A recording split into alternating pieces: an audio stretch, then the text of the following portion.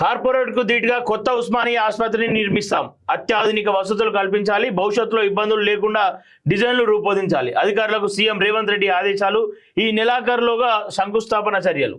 సరే, పూర్తి డీటెయిల్స్ లోకి వెళ్లే ప్రయత్నం చేస్తే కార్పొరేట్ ఆసుపత్రులకు ధీటుగా అత్యాధునిక వసతులతో కొత్త ఉస్మానియా ఆసుపత్రి నిర్మాణం ఉండేలా ప్రణాళికలు సిద్ధం చేయాలని అధికారులను సీఎం రేవంత్ రెడ్డి ఆదేశించారు.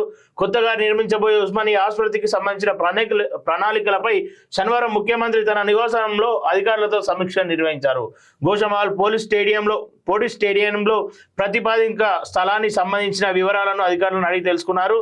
ఆ స్థలంలో చేపట్టాల్సిన నిర్మాణాలకు సంబంధించిన నమూనా మ్యాప్ ని కూడా వాళ్ళు చూసిరంట. సో ఇక ఉస్మానియా హాస్పిటల్ ని కొత్త హంగులతో అంటే ఫ్యూచర్ లో కూడా ఎలాంటి ప్రాబ్లం రాకుండా ఉండేటట్టు నిర్మించాలి అని చెప్పేసి ప్లాన్ చేసిరు నిన్న. సో అధికారులు ముఖ్యమంత్రికి వివరించారు. అధికారుల వివరించిన మ్యాపులపై ముఖ్యమంత్రి పలు మార్పులు చేర్పులు సూచించారు. పోలీస్ శాఖ పరిధిలో ఉన్న ఆ స్థలానికి వీలైనంత త్వరగా వైద్య ఆరోగ్య శాఖకు బదిలీ చేయాలని ముఖ్యమంత్రి అధికారులను ఆదేశించారు. రెండు శాఖల మధ్య భూ బదలాయింపుల ప్రక్రియ, ఇతర వసతుల వీలైనంత త్వరగా పూర్తి చేయాలన్నారు. ఈ సందర్భంగా రేవంత్ రెడ్డి మాట్లాడుతూ కొత్తగా నిర్మించబోయే ఉస్మానియా ఆసుపత్రిని అన్ని రకాల ఆధునిక వసతులతో ఉండేలా ఆసుపత్రి నిర్మాణం ఉండాలన్నారు. ముఖ్యంగా రోడ్లు, పార్కింగ్, మార్చరీ, ఇతర మౌలిక సదుపాయాలపై విషయంలో భవిష్యత్తు అవసరాలను దృష్టిలో ఉంచుకొని నమూనాలను రూపొందించాలని సూచించారు. భవిష్యత్తులో రోడ్డు విస్తరణ, ఫ్లైఓవర్ లాంటి నిర్మాణాలు చేపట్టినా ఇబ్బందులు తలెత్తకుండా ఉండేలా ముందు చూపుతో డిజైన్లు రూపొందించాలి అన్నారు. అత్యాధునిక వసతులతో పాటు రోగుల సహాయకులు సేద తీరేందుకు గ్రీనరీ, పార్క్ లాంటి సదుపాయాలు కూడా ఉండేలా చూడాలన్నారు. అండ్ కొత్త ఉస్మానియా ఆసుపత్రి భవనాలు, ఇతర నమూనాలకు సంబంధించి పూర్తి స్థాయి డిజైన్లను రూపొందించాలి అని అన్నారు.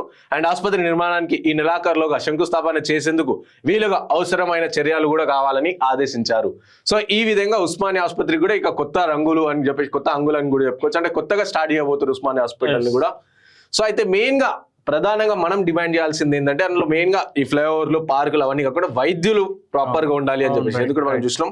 అండ్ నిన్న 2 days బ్యాక్ కూడా ఒక ఇన్సిడెంట్ గాంధీ హాస్పిటల్లో మనకు తెలిసిన ఒక మిత్రుడు వాళ్ళ ఫ్యామిలీ మెంబర్స్ హాస్పిటల్ తీసుకుపోయారంట. అయితే 3rd floor 4th floor లో ఉన్నారు. సో కిందికి పైకి పోవాలి, ఏదైనా బస్తా తీసుకోవాలన్నా కంపౌండర్లకు 20 రూపాయలు ఇవ్వాలన్నా డిమాండ్ చేస్తున్నారంట. కిందికి రావాలన్నా 50 రూపాయలు, పైకి పోవాలన్నా 50 రూపాయలు. సో ఇట్లా కంప్లీట్ గా వాళ్ళు డిమాండ్ చేస్తున్న పరిస్థితి. సో ఇలాంటివి కూడా జరగకుండా కొంచెం సీఎం దృష్టికి వెళ్ళి వాళ్ళు ఇలాంటివి చూస్తే కూడా బాగుంటుంది. ఓకే, అంటే ఉస్మానియా ఆసుపత్రితో పాటు గాంధీలో కూడా హాస్పిటల్ చాలా బలంగా నిర్మిస్తా ఉన్నారు. ఏదైతే హాస్పిటల్లో డాక్టర్లుగా ఉన్నటువంటి వాళ్ళు కావచ్చు, హాస్పిటల్లో నర్సుగా ఉన్నటువంటి వాళ్ళు కావచ్చు, వాళ్ళు ప్రైవేట్ హాస్పిటల్ పెట్టుకుంటే వాళ్ళపైన చర్యలు తీసుకున్నప్పుడే ప్రభుత్వ హాస్పిటల్లో బలమైన అంటే నాణ్యమైన చికిత్స అందుతుంది. ఇక్కడ హాస్పిటల్కి వచ్చే రోగులను ఎవరైతే ఉన్నారో వాళ్ళని ఇక్కడ అయితే లేట్ అవుతుంది అని చెప్పేసి వేరే విధంగా భయపెట్టించే ప్రయత్నం చేసి వాళ్ళ ప్రైవేట్ హాస్పిటల్కి తరలించే సూచనలు కనిపిస్తూ ఉన్నాయి. కాబట్టి ఎవరైతే ప్రభుత్వ డాక్టర్గా ఉండి, ప్రభుత్వ నర్సుగా ఉండి ప్రైవేట్ హాస్పిటల్లో రన్ చేస్తూ ఉంటారో వాళ్ళపైన ప్రభుత్వం కఠిన చర్యలు తీసుకోవాలి.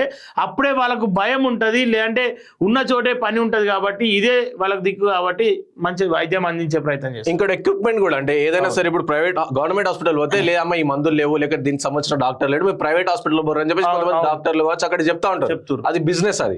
సో కాబట్టి అలాంటివి కూడా జరగకుండా ప్రాపర్ ఎక్విప్మెంట్, ఫస్ట్ వైద్యులు వీళ్ళందరూ ప్రాపర్ గా ఉండేటట్టు వాళ్ళు చూసి అలాంటి వసతులు కల్పిస్తా ఉంటే ఇక ప్రజలకు ఇంకా అంతగానే ఏం కావాలి చెప్పు. విద్య, వైద్యం, ఉపాధి 3 కల్పించినప్పుడు ప్రభుత్వానికి ఆటోమేటిక్ గా మంచి పేరు వచ్చే అవకాశం ఉంటుంది.